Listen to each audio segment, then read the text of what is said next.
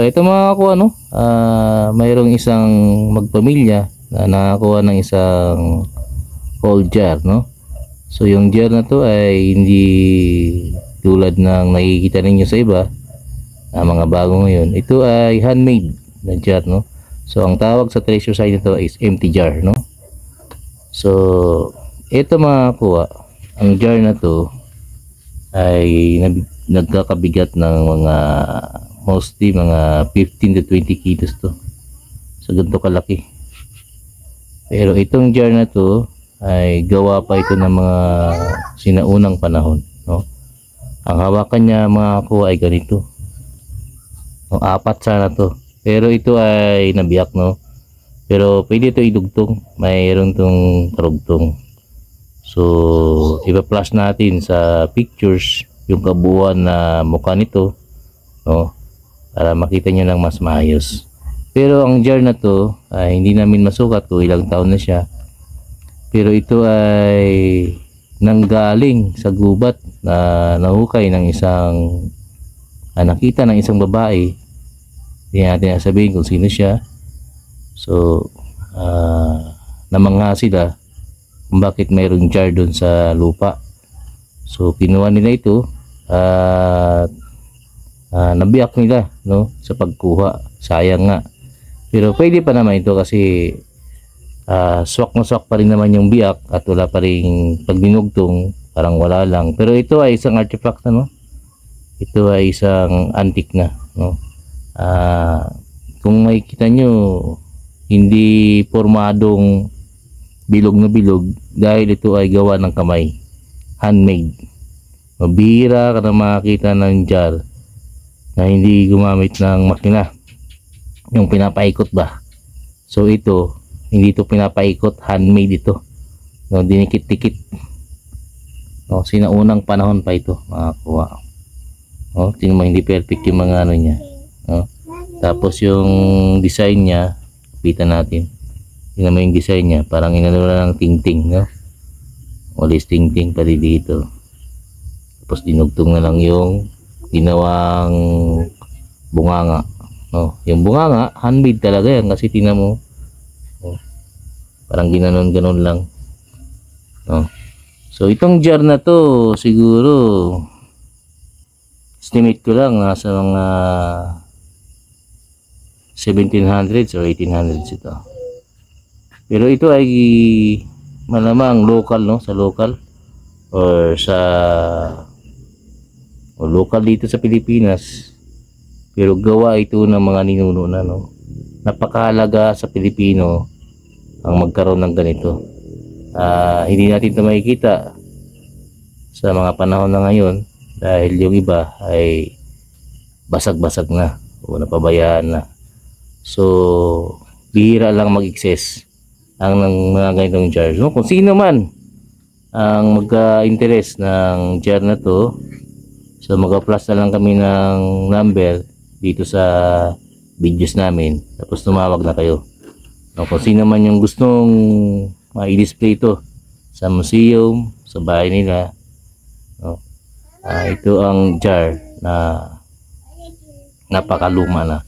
So itong jar na to pupuntahan natin bukas kasi gabi na ngayon, no. Pupuntahan natin bukas kung saan nila nakuha at paano nila nakuha. Yung area na yon pupuntahan natin bukas.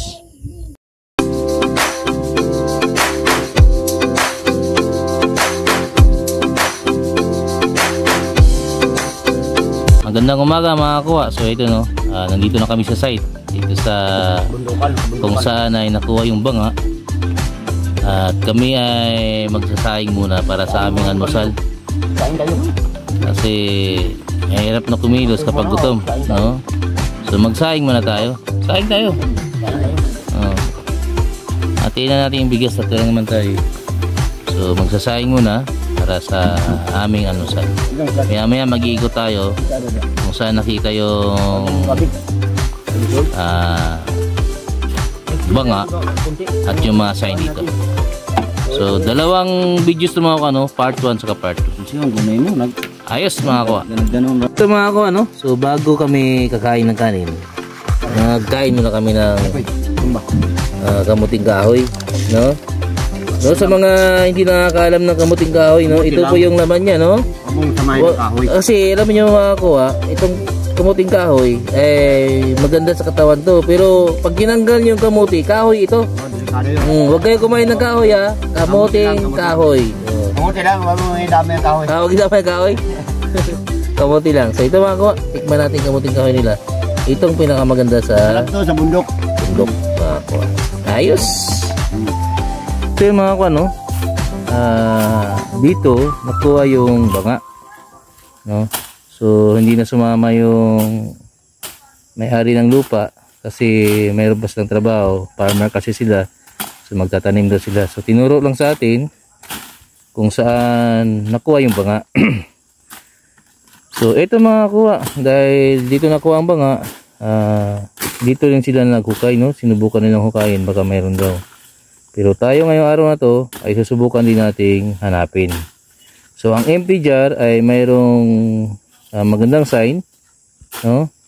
Isa sang sign na kumbaga binuhos yung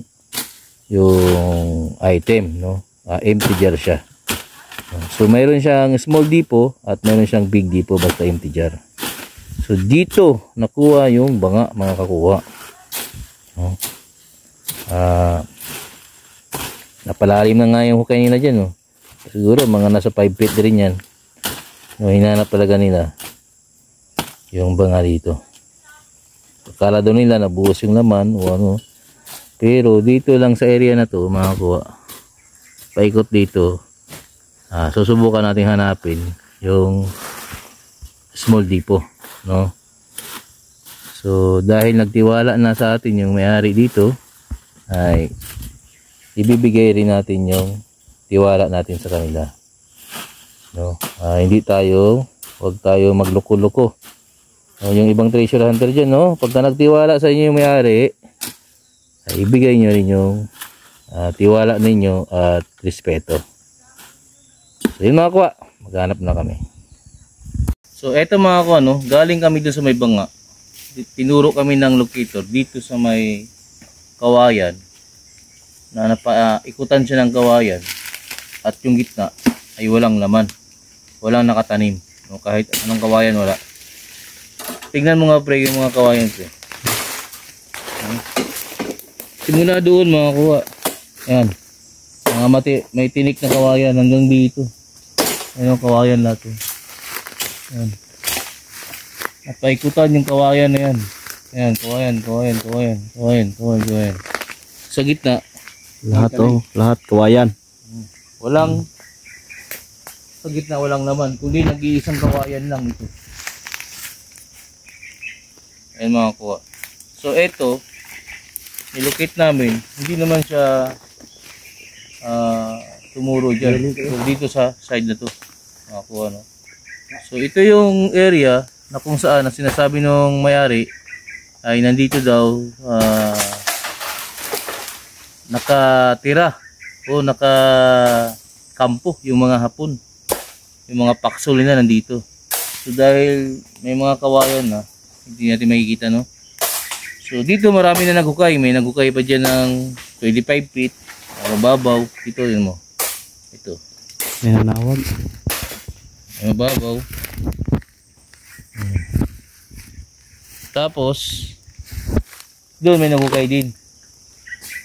Ilang malalim din, uncle? Malalim din doon, no? So Parang 12. 12 feet. So marami dito naghukay mga kuha. So gamit lang nila yung manual locator, no? Yung X yung ganun. So sa atin, susubukan natin na hanapin kasi dahil dun sa empty jar na nakuha ng isang babae na anak na may-ari dito, no? So ayan, tayo mga kuha, tingnan natin kung saan.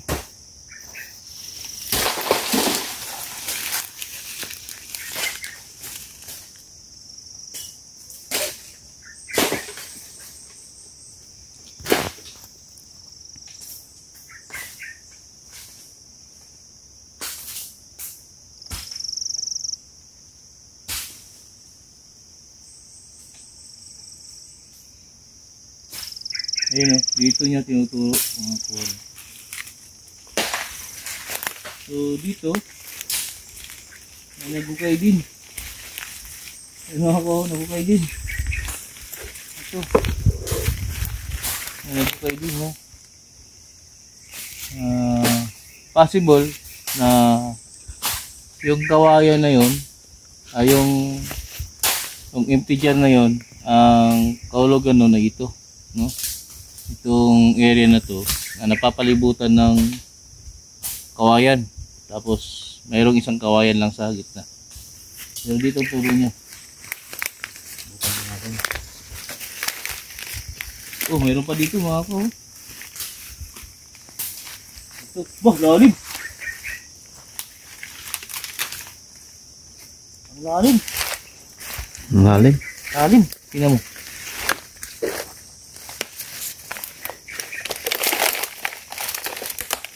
Lalim.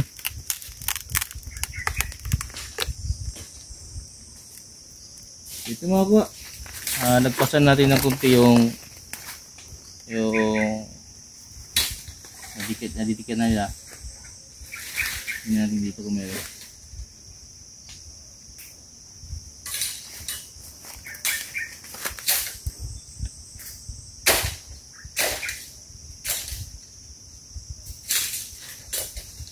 So lumagpas tayo.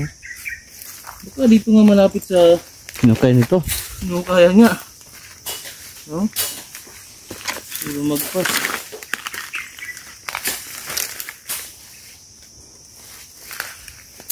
Short change sa tayo makakuha. Tingnan natin yung mabuti. Iangat mo lang sama mo yung ulo ko.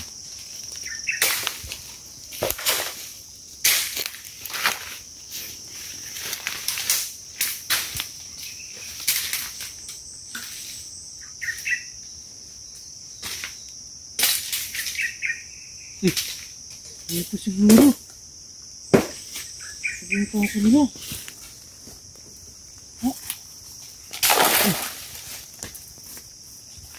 Mababaw lang mga ko. Mababaw lang. Hinintuan. May mga bato.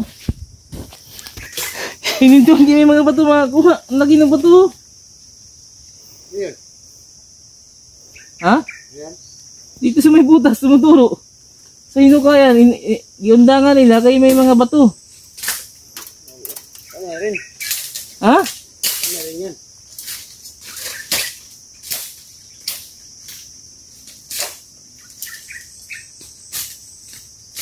Dito nga. Sakto agad kayo. May mga bato. May mga bato dito. Mga kuha. Ano yun natin mga kuha. At least mayroon tayong clue mga kuha, no? So ito mga kuha, no? Ito ang problema. Okay. Ito ang problema sa mga nag-treasure na kapag nakabangga sila ng bato, ayaw na, no? So yung doon dahil walang bato, yun ang pinalaliman. Yung doon din walang bato, yun ang pinalaliman. Pero nakabangga ng bato, iniwanan. Tapos dito lang pala iikot.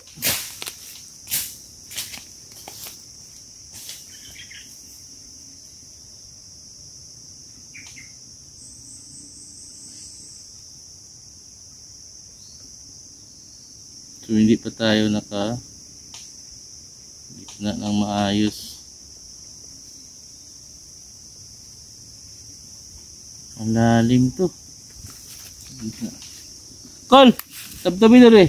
So ito mga ko ano, ang sabi nila ng mga treasure hunter, yung mga Japanese bamboo lang daw yung pinagalagyan, no? So maling-mali po yun.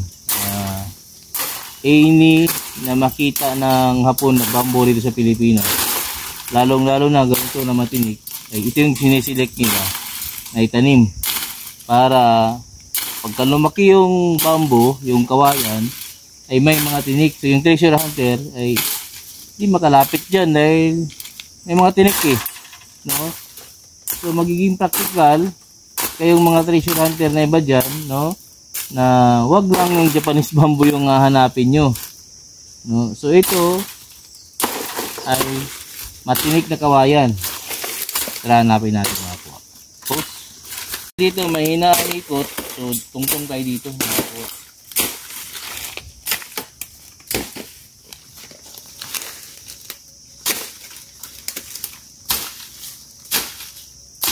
Yan. Okay na.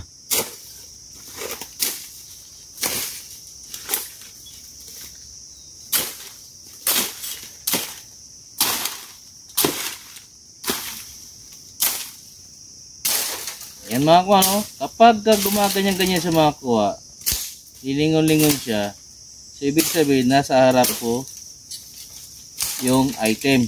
Nasa baba nito, wala sa nakikita ko ha.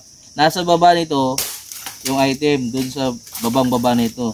So babalik tayo dyan. Dyan tayo mag-rotate. Inik. Yan.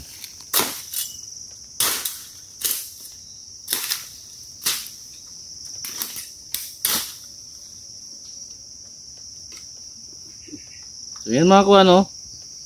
So nandito sa butas, iniwanan nila mga kuha, no? Kasi may bato. So dahil nakabangga sila ng mga bato-bato, ayun ang mga bato, mga kuha, oh. Ayun, bato-bato, ayun, oh, laki bato. Oh. Oh. Nakabangga sila ng bato, umayaw na. Dahil wala silang simblock. No? So ito, posibleng pinagtaguan. Akin na. Papaliwanag ko sa inyo mga kuha. Ito ang maraming butas, oh. So ipapaliwanag ko sa inyo mga kuha, no? Itong gawayan na to ay nakapaikot. Ay nakapaikot yan. Yan. Lahat yan nakapaikot. No? So yung butas na yan, ay yung kawayan na to ay nakapaikot, at yung isang puno ay andito lang sa isang kawayan, siya lang yung nasa gitna, no? Yun mga ko, kawayan yun, kawayan, napapaikutan to ng kawayan mga kuha, no?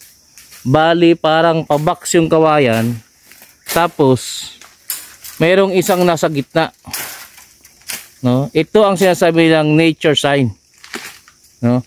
So dahil nasa gitna itong kawayan, nandito lang pala nila binaon. So gagamit tayo ng detector. Kung yan ay mababaw, ay makukuha niya. So dito makakuha, no? Napaka simpleng taguan ng hapon, pero napakasulid na hindi sila makikita dito. Ayan mga kuha. So dito, ito yung kahulugan ng empty jar, no? Galing doon mga kuha, sa unahan na yun, papunta dito yung turo pala ng empty jar, no?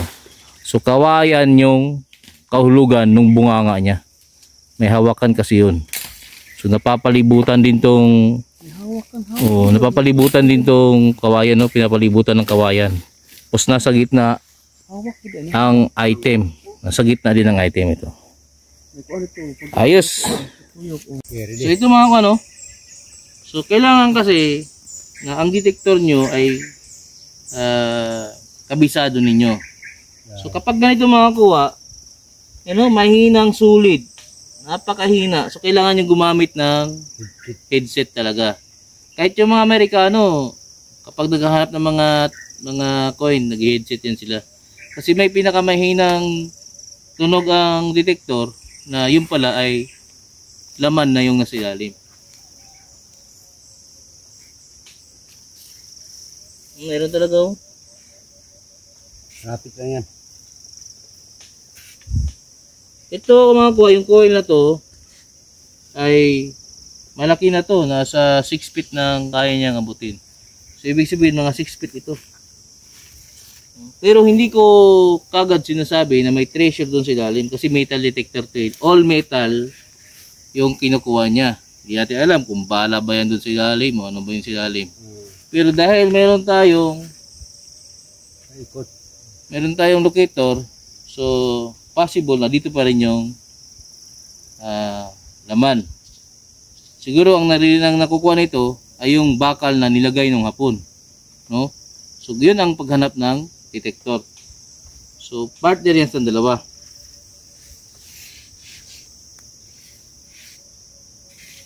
Meron talaga oh. Pero mahina talaga mga kuha, no?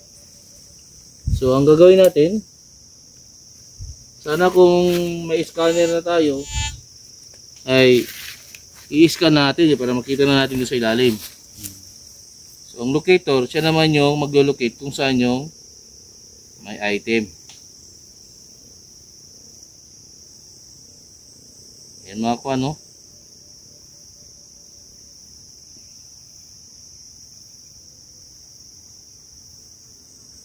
Ayan. So locator at detector, ito yung may nakikitang posibleng may item. Sign, yung mga sign na yan, no? Nature sign ay napapalibutan ng okay, paspasibe. Ay, Sige. Sige dyan. Kina. Balik ko lang yan. Tapos nature sign mga kuha ay imposibleng iikot yung kawayan na itatanim niya yung sarili niya. Kasi yung kawayan lumalapad lang yan eh. So ito ay tinanim talaga ito ng mga sinaunang tao o yung mga Hapon. Bakit nakapaikot, no? Ang kawayan. At nag-iisa yung kawayan dito sa gitna. Ito. Napakatagal na daw ng kawayan ito mga kuha. Hindi pa nabuhay yung May-ari. Yung tatay nila, no? Eh andito na yung kawayan. So siguro dinagdagan na lang ng mga Hapon kasi ito yung pinagtataguan nila. So, high ground to mga kuha, high ground to. Bale natatanaw mo ang baba niyan. No? Nasa taas ng bundok ito mga kuha. So ito yung posible na tinuturo ng banga mga kuha. Dito may sign mga kuha. Ito yung napansin ko kagad. Ito rin yung sign na nakita sa tata. Yan. Yung V na yan. Pero yan ay triangle na may butas sa gitna. Hindi nila nakita na bunganga na pala ito ng tanid. You know? Bunganga ito ng tanid. Wow. Bunganga yan ng tanid. Ayan, bunganga yan ng tanid mga kuha. Sabi na bagsakan ng poles. So parang katulad din dito sa lupa ni tata, no? Yung bunganga ng tanin ay binabagsakan din ng poles. So ito, bunganga to ng tanin. Ayan.